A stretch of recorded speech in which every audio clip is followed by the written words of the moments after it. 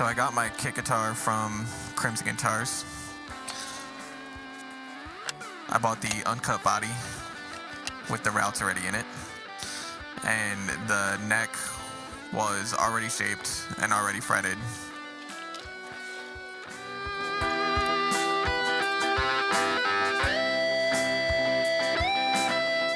Here I'm just trying to freehand sketch a basic body shape, try to come up with how I want this thing to look.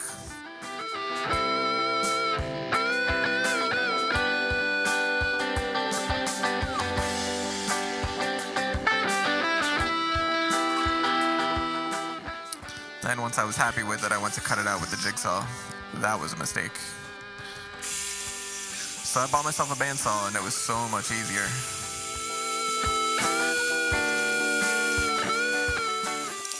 In case I haven't mentioned it yet, I've never done anything like this before, and I'm very new to doing any kind of woodworking like this or any kind of construction like this. I had to buy a lot of tools, including this bandsaw and an orbital sander and this oscillating spindle sander. So here I'm just trying to come up with the final shape using the sander to get it down to exactly where I want it to be.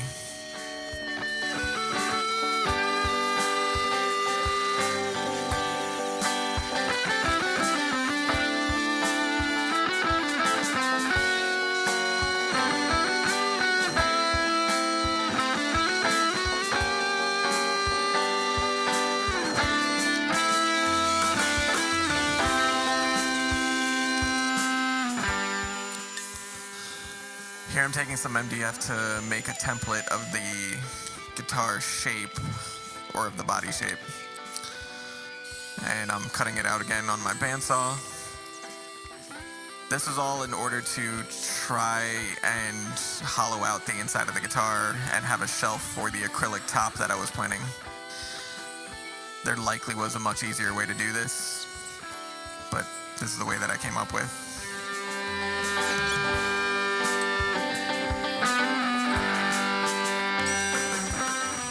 And here I'm taking that routing template that I'm making down to match exactly the body shape that I've already cut out.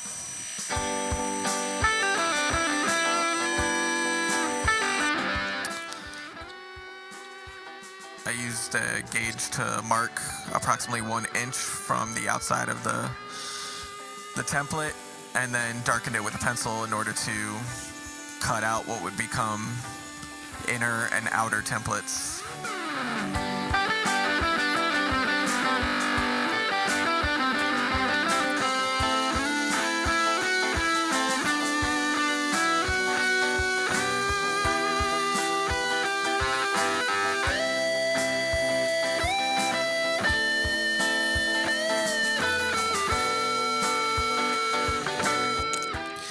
Here I'm using those pieces to line up where the acrylic top is going to go, so I can start routing out a shelf for that top to sit on before I hollow out the section of wood inside of that shelf.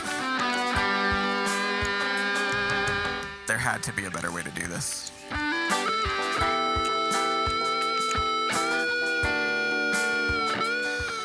So the router was a new purchase for me too, and this was my first time using a plunge router, or actually any router.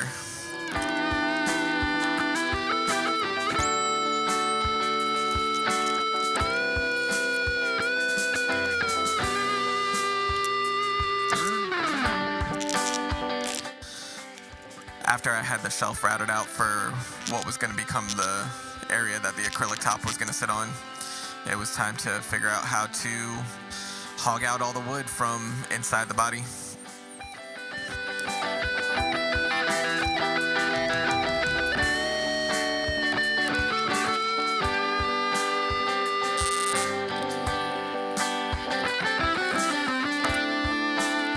I was attempting to leave supports for the hardware to attach to.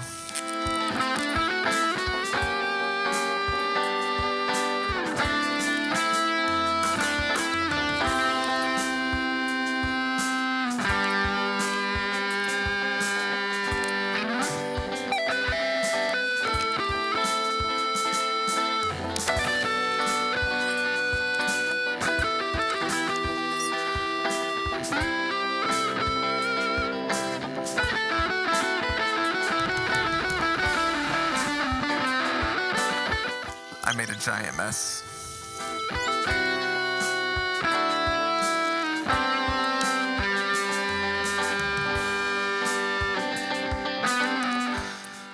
Shortly after that, I decided to remove those supports that I had left in. I thought it would be easier to clean up the inside of the body without those in the way.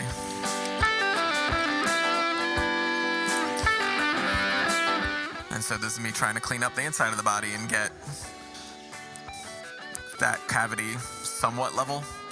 I had a lot of divots and a lot of irregular areas. So I tried to fill those with wood glue and sawdust.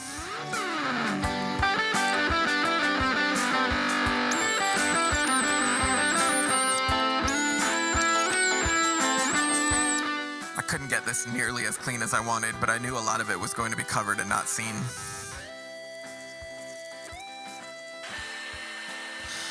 And this is how I went about cutting out the acrylic top. I made the design by copying my body shape into Adobe Illustrator and making a PDF of that, and then taking it to the glowforge laser printer and cutting it out. This thing's amazing.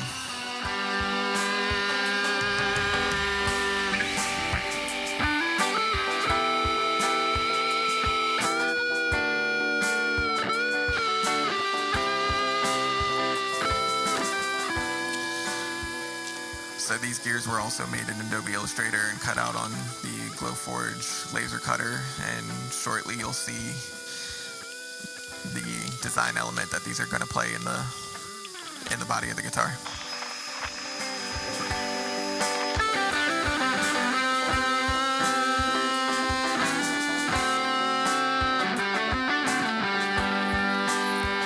I cut out a lot of gears. I used all kinds of different woods so I could get contrasting colors.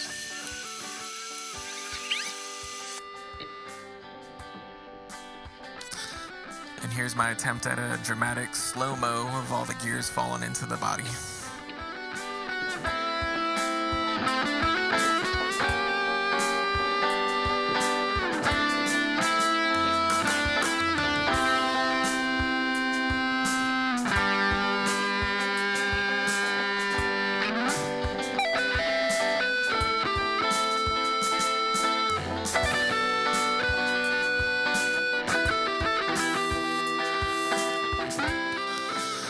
I had this idea that I would turn the headstock into two interlocking gears.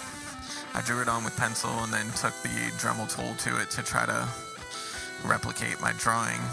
This came out horribly. Such a big mistake.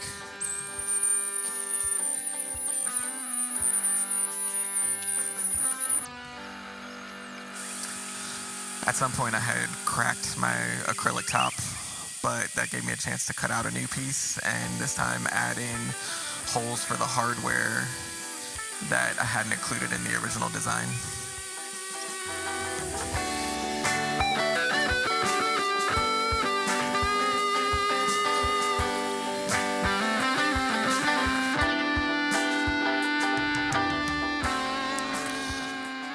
So this is what I used to create new supports for the hardware. These dowel pieces were cut in order to accommodate the screws for the tremolo that I was going to use. And then I took that messed up headstock back to the bandsaw and created a much simpler design.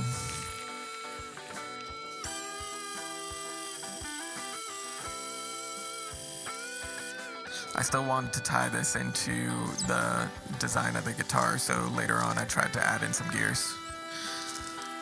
Here I'm testing a bunch of colors in order to figure out how I'm going to stain this thing.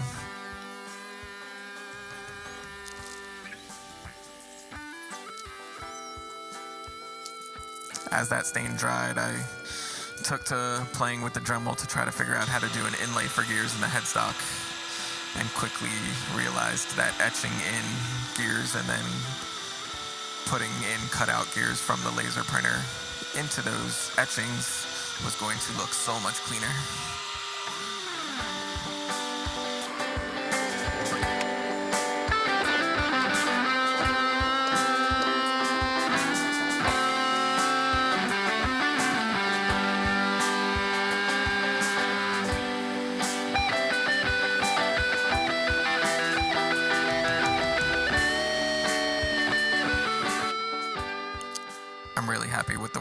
it came out. And then it was time to burn it.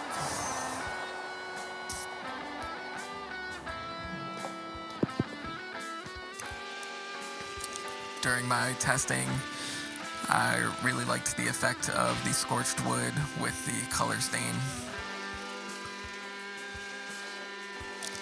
So I took the torch to the whole body.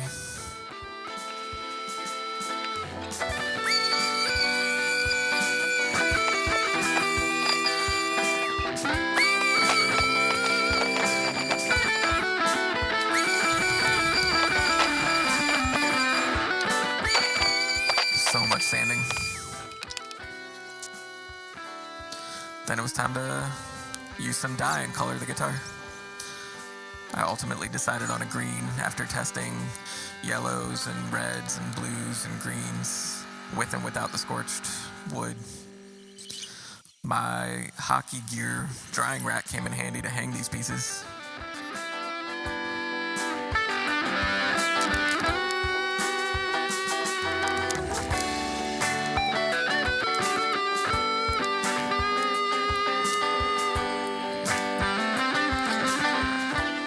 Staining round 2. And here is my first attempt at soldering. I watched a lot of videos and read a lot of instruction on how to do this. My first part was to attach the triple shot rings to the P-rail pickups.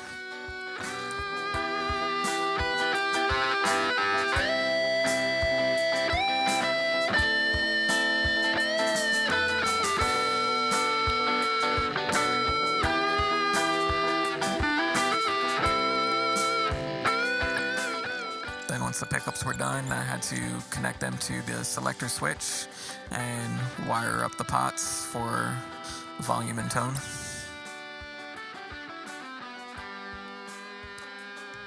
I was really scared of the wiring and wasn't sure that I was going to be able to do it right.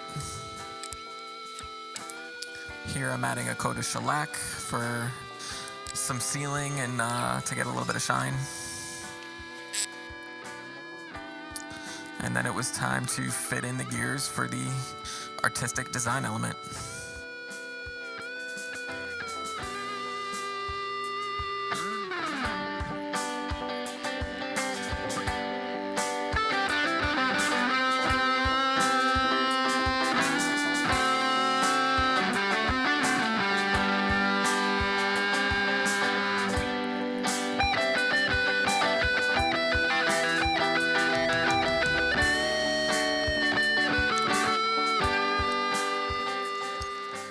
Fitting it all together here.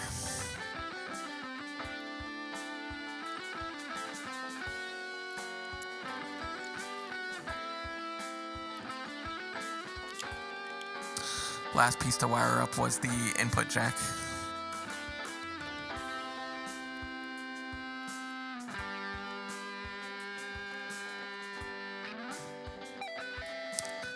And then it was time to attach the neck. I went for it and glued in the neck. I kind of wish I would have done a bolt-on neck because I'm not super happy with the angle, and I could make modifications to a bolt-on neck that I can't do right now. Or at least I don't know how. And we're coming to a completed product. I'm really happy with the way this came out. I really like the look. Thanks for watching.